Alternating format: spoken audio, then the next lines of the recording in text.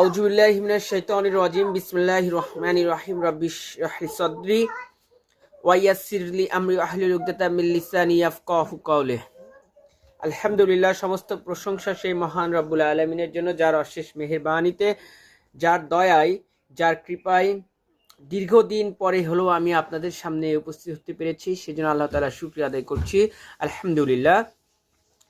দরুদ ও সালাম বর্ষিত হোক সে মহান মানবের প্রতি, যার আদর্শ অনুসরণ অনুকরণের মাধ্যমে ইহকালীন শান্তি পরকালীন মুক্তি, সেই রাসূল করিম সাল্লাল্লাহু আলাইহি সাল্লামের প্রতি সংক্ষেপে দরুদ পেশ করছি, সাল্লাল্লাহু আলাইহি সাল্লাম। সম্মানিত উপস্থিত, দেশ এবং দেশের বাইরে যে যেখান থেকে আজকের আমার এই ভিডিওটি দেখছেন, সকলের প্রতি রইল আমার সালাম। আসসালামু আলাইকুম ওয়া রাহমাতুল্লাহি ওয়া বারাকাতুহু।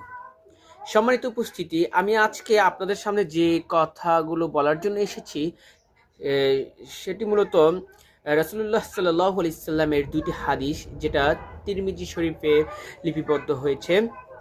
হাদিস দুটি যদি আমরা বিশ্লেষণ করি, অ্যানালাইসিস করি, তাহলে আমরা এখান থেকে অনেক শিক্ষণীয় কিছু পাবো।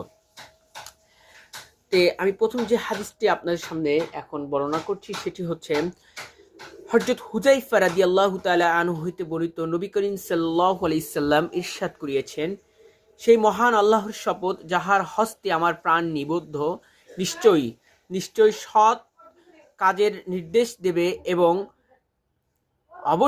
অবশ্যই তোমরা অন্যায় ও পাপ কাজ হইতে নিষেধ করিবে, অন্যথায় আল্লাহ তাহার নিজের তরফ হইতে তোমাদের ওপর কঠিন আযাব পাঠাইবেন। অতঃপর তোমাদিগকে একেবারেই পরিত্যাগ করা হইবে এবং তখন তোমাদের কোনো দোয়া কবুল করা হবে না। দেখেন, এখানে হাদিসটিতে যে কথাটা বলা হয়েছে, মূল বিষয়টি হচ্ছে তোমরা সৎ কাজের আদেশ দিবে, অসৎ কাজ থেকে বিরত রাখবেন। যদি এই কাজ আমি আপনি না করি, তাহলে আল্লাহ তাআলা আমাদের কোনো দোয়াই কবুল করবেন না, আল্লাহ তাআলা আমাদের উপর আযাব পাঠাবেন। আমর বিল মারুফ ওয়া নাহি আনিল মুনকার, অর্থাৎ ন্যায় ও সৎ কাজের নির্দেশ দাও এবং অন্যায় ও পাপ কাজ হইতে লোকদের বিরত রাখার কাজ করা ব্যক্তিগতভাবে প্রত্যেকটি মুসলমানের এবং সমষ্টিগতভাবে গোটা মুসলিম জাতির অপরিহার্য কর্তব্য।